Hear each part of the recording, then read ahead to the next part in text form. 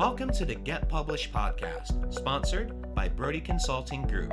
To get more information about our publishing and coaching services, go to getpublishedpodcast.com. Hello, I am Paul Brodie, and thank you for joining us for another episode of the Get Published podcast, where we help authors get published with a proven system that works. Today, we're being joined by Michael Ashley, author of The Six-Figure Writer. Michael, welcome to the show. Thank you for having me. Are you ready to get started? Yes, absolutely. All right, question number one. What is the one piece of advice that you would give to a first-time author who is currently writing their book? I would say don't give up. I think that a lot of authors hit a wall. I've done a lot of coaching for different writers, for different authors. And especially if it's their first book, they can feel very isolated, very lonely.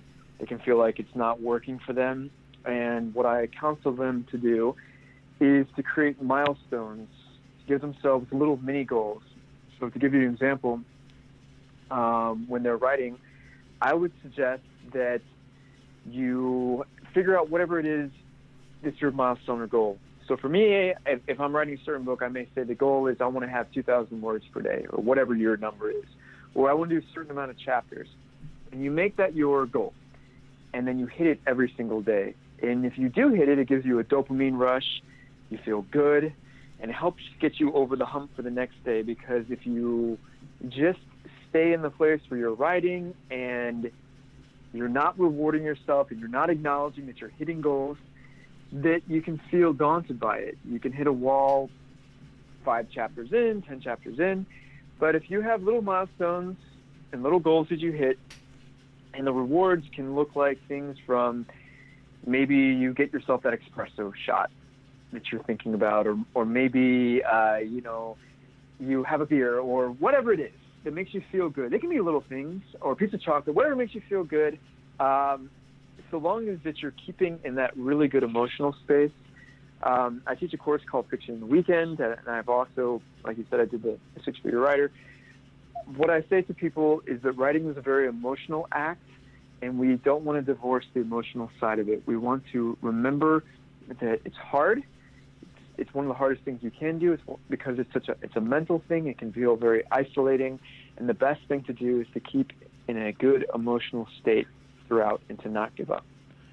Yeah, and I love your point about setting goals, but not only that, giving yourself rewards. One of the things that I've always done for my books is after the book is done and it's sent to my editor, then it's time to have a little treat. And one of my favorite things, I love to go to a restaurant called Chamels do Brasil. It's a great Brazilian place. So it's always like my little reward for when I get that first draft done. And you're absolutely right. You have to give yourself rewards for getting these things done. Absolutely. I also think it's a really good idea to be in a community. As I mentioned in my first answer there, if writing a book is very isolating. I've worked with different writing partners. I've also worked on my own. And I think that one of the problems that you can have is that you start to feel completely isolated. And so I suggest being in a writing group. If you don't have a good writing community, if there aren't a lot of people around you that are writers, I happen to have the luxury and benefit. I was in a master's program with a conservatory, and every week we were required to turn in pages, and so we had a really good foundational group. And so you have a group of people that you can have a beer with. You can talk about your problems and your issues, but you may be have no friends that are writers, and they may look at you strangely, and so you can feel like, oh, well, I don't know if I can talk to anybody about this. But wherever you are, for the most part, I would imagine there's a meetup group or something that you can do where you can get in with a good group of writers, and you can share your material. You can bounce ideas off of them. One caveat, though, I would say is when you're writing a first draft of something, you can also bring in other people too early. The last thing you want to do is let's say you're on chapter 6, you begin showing it to people, and someone says something negative. Well, that can just kill that emotional part that I was just talking about earlier. You want to keep that emotional part up. So Stephen King is where I got this idea really from. It's really which put this idea in my head, which is you want to treat your manuscript, your first draft, like a baby, and you want to protect that baby. We don't bring babies out to the malls and out to the world when they're first born, right? We want to protect them from the elements. Well, I would suggest the same thing with your first draft. You want to protect your baby because you don't want people to tell you your baby is ugly. If people tell you your baby is ugly, then that's going to kill all of your forward momentum. It's going to kill your confidence. So yes, have that group of people you can talk to, but wait until you feel very strongly, very, very confident about that first draft before you start sharing with other people, because you can let them in too early and kill that confidence and that emotional well-being I was talking about. Yeah, you bring up a lot of great points with that, and I definitely agree. It's always great to join writers groups, and it was funny, I was thinking it as you mentioned it, talking about meetups, because that's been one of the really big eye-openers since I started this podcast, because I've had 2 guests on the show that have really talked about how to leverage using Meetup, and we're actually utilizing it for a live event that we're going to be doing here in a few weeks. And the funny thing is, I actually started looking at Meetup, and there are so many different groups, and you're right, I saw at least 10 different writing groups in the Dallas-Fort Worth Arlington area. Yeah, it's really a great thing to have. And even if it's not Meetup, there's all kinds of different ways to find a group of like-minded writers that can support you and to give you honest, candid feedback. Well, what do you feel is the hardest part about getting published?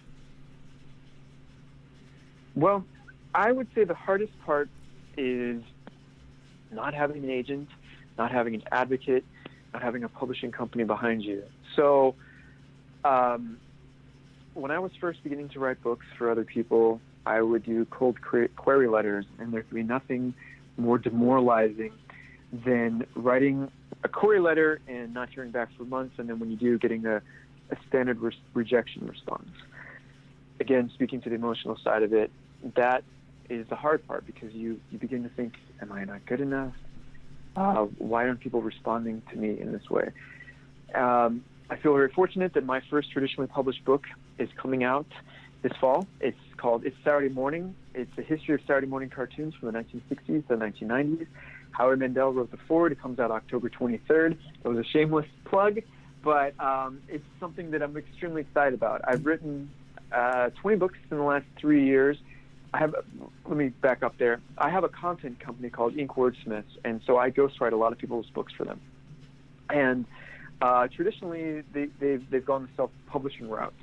So I've been on both sides with traditional publishers and going the self-publishing route. And I can say that the hardest part really is trying to break into the industry, to try to get someone interested in your ideas, to try to find your cheerleader. In 2007, something amazing happened. I would say it's on par with Gutenberg inventing the printing press, and that is on-demand publishing that Amazon created. And so prior to 2007, as I'm sure your readers know, there were gatekeepers in the publishing world. There were publishing companies, there were agents who would say whether or not they were going to accept you into their club.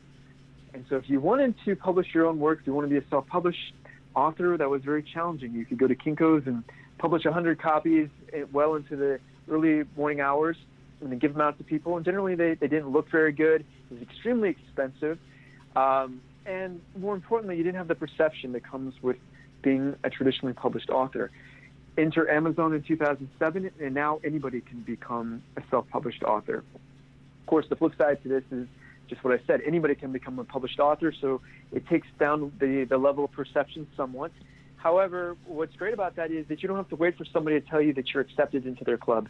You can go make your own club. You can create your own platform, your own followers, people that like your work. Of course, with that said, that means that you don't have the power of a publishing company's marketing department behind you. But in all honesty, unless you're James Patterson or Stephen King, like I just mentioned, most publishing companies aren't doing too much for marketing for you anyway. So to answer your question, I think that the hardest part about being published is getting somebody to like you. Yeah, you bring up a lot of great points with that. And I know we were talking about that a little bit before the call, because we were talking about what I do to help my clients. And one of the biggest things that we emphasize is the fact that we do offer done-for-you marketing services, because you're absolutely right. There are so few companies that really do focus on that. And you mentioned another great point. Amazon changed the game. I mean, 10 plus years ago, when they opened this area to have this on-demand publishing, because you have so many people now that can write book that can get these books published. And the only challenge with that is you do have millions of books now that are released on Amazon. So if you don't do it right, and if you don't market it correctly, then I always refer to it as your book will disappear into the Amazon rainforest, because there's so many different books that are out there. That's absolutely true. Well, let's talk a little bit about It's a double-edged sword. Go ahead. I mean, it's a double-edged sword. It's great because you have this option. It's possibly out there, but then again, there's a lot of people out there. Yeah. So really, this is going to go into the next question I know you're going to ask me, but really, it's then your job to differentiate yourself from the other books out there, which I'll speak to in question 3. Absolutely. And that is, again, to share a marketing strategy that you have used in your book launch that worked well for you. Okay, so I have an interesting or unique perspective on this. So as I mentioned before, I have a content company called Ink Wordsmiths, and we specialize in writing people's books for them. I'm a ghostwriter, I'm a book consultant, of course, I'm an author of my own right as well. And so for my clients, when they come to me to have me write their book, when they come for me to have this book get published, what they're trying to do is they're trying to become a thought leader. They're trying to rise above the noise. We are very blessed in the fact that because of the internet, there is now a plethora of content out there, right? But because there's so much content out there, you've got to do a lot to separate yourself, to differentiate yourself. And in order to do so, you can do that by being a published author and by having something unique to say. So for the people that I help, what I try to do for them and to help them get the marketing, get the publicity that they're looking for, is find a way that they have a unique message, something that's special, and to use that to help sell their book. So what I mean by that is, I'll give you a few examples. I have a client right now. His name is Tony Stali. His book will be coming out this fall, and it's called Catch the White Tiger, and it's about Tony came to America from Beirut, Lebanon in 1971 with only $28 in his pocket, and he made himself into a millionaire by seeing things he calls as white tigers. White tigers are business opportunities that other people either can't see or are willing to chase because of their own inner critic. And so in order for him to get out there and rise above the noise, we knew that we needed to do something special. And so we have just recently, Tony is a member of BNI, Business Networking International. And so Business Networking International, their motto is givers gain. And Tony has built his business not by being cutthroat, but by sharing in the spoils, helping other people. He just last year alone, he gave out nearly $1 million in referrals. That's business to other people. And so Ivan Meisner, the founder of BNI, wrote the foreword to his book. That is a great way to get out there. That's a great marketing piece. I'll give you another example. I have a different client right now. His name is Neil Sahota, and we're doing a book about artificial intelligence, and it's extremely exciting because we're doing interviews with representatives from the Obama Foundation. The United Nations has agreed to help to both participate and help promote the book, but also we're looking at ways in which we can build our platform right now. And so just last Sunday, we wrote an article that was picked up by Forbes, and it's already received 5,000 hits. Now, this book hasn't come out yet, but this speaks to the power of getting out with a message and to building a platform. And the last thing I'll say is it speaks to the traditional publishing that I'm doing, the traditional publishing world, where I have a book that's coming out in October. Just right now, we are working to do a bunch of interviews, radio interviews. They're taking place. The book is coming out October 23rd, so we're doing tons of radio interviews ahead of time to get people interested in the book and to speak to the nostalgic factor. And I bring that up because it's good to remember what it is they're offering people. Our book is about Saturday morning cartoons, so it's definitely people that are interested in nostalgia into that world. So again, thinking about what it is that's special about you and your book that will resonate with your audience. That's extremely important. Yeah, when you mentioned you're doing a book on Saturday morning, I immediately thought back. I'm an 80s child, so I was already thinking back to the old school cartoons and, back before we had the VCR, getting up at 7 o'clock in the morning or 8 o'clock in the morning to catch those cartoons, because if you slept in, you missed them. Yep. Exactly. Well, let's talk about your favorite book. So what is your favorite book, and what was the number one thing that you learned from it? Can I have two favorite books? Sure. Okay. My favorite book growing up was the book On the Road by Jack Kerouac, and I read it when I was 13. I've read this book probably, 10 or 20 times. And the thing I liked about this book was that I loved the writing, and I loved the way that it made you excited for the beauty of life. It's been talked about in terms of transcendentalism. It's talked about, I don't know if you've ever read the book, but in the book there's a character named Dean Moriarty, and he's larger than life, and he speaks to the beauty behind it and about what it means to be a human being. And I always thought that was so special and amazing, and the way that he would describe things really made me look up to him and dream that I could one day be a writer that was that good. And there's something really evocative with that book. It can transport you and take you to a different place, and I think that's really the power of words. And the second book I would say had a big impact in my life. I read when I was 10 years old, and that was The Lord of the Rings.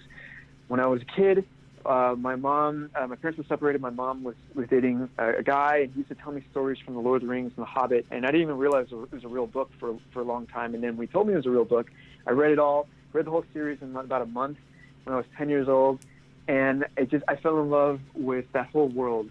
And I loved his imagination. I loved the characters and the stories. And when I was in fourth grade, we had an assignment from our teacher, and she said, create a story. And so I created a story about elves and dwarves and hobbits, and that's what my mind was back then. And my teacher brought my mom in. She was really mad, and she said that I had plagiarized. And my mom said, no, Michael wrote that book himself.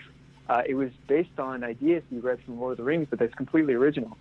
And after that happened, my teacher was blown away, and she became my biggest advocate. Her name was Barbara Jaworski, Mrs. Jaworski, my fourth grade teacher.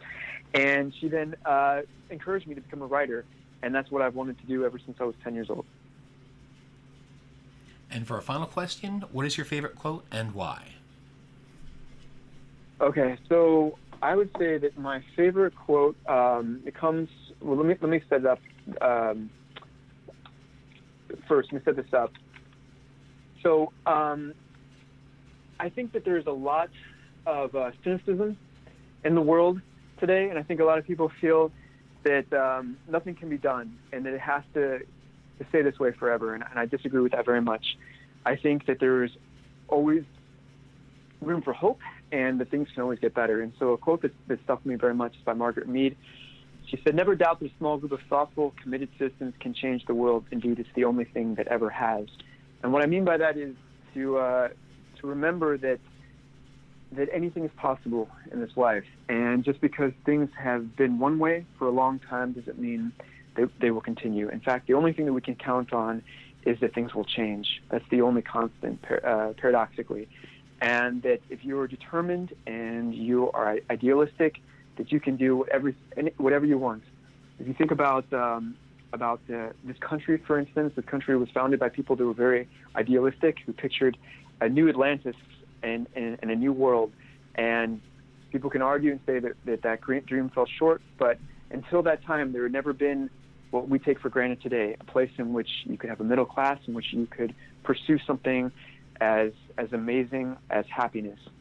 And that's why I love that quote. That's a great quote. Well, Michael, I want to thank you for being a guest on the show. What is the best way for people to find you online? Sure. Well, my company is Ink Wordsmith, so I'm going to spell that because people might not be able to get that right if I didn't. So it's INKWORDSMITHS.com is one way. So you could email me at michael@inkwordsmiths.com, or you can get me on LinkedIn. It's linkedin.com/IN/Michael Ashley Writer, all one word. So those would be the two best ways. Or even if you want to give me a call, 949-324-5340. I don't mind. All right, Michael. Well, thank you again for being on the show, and I wish you all the best in your author journey ahead. Thank you, and thank you for having me. Thanks again for joining us today. To learn more about how to get your book published with a proven system that works, grab a free copy of my book at getpublishedpodcast.com.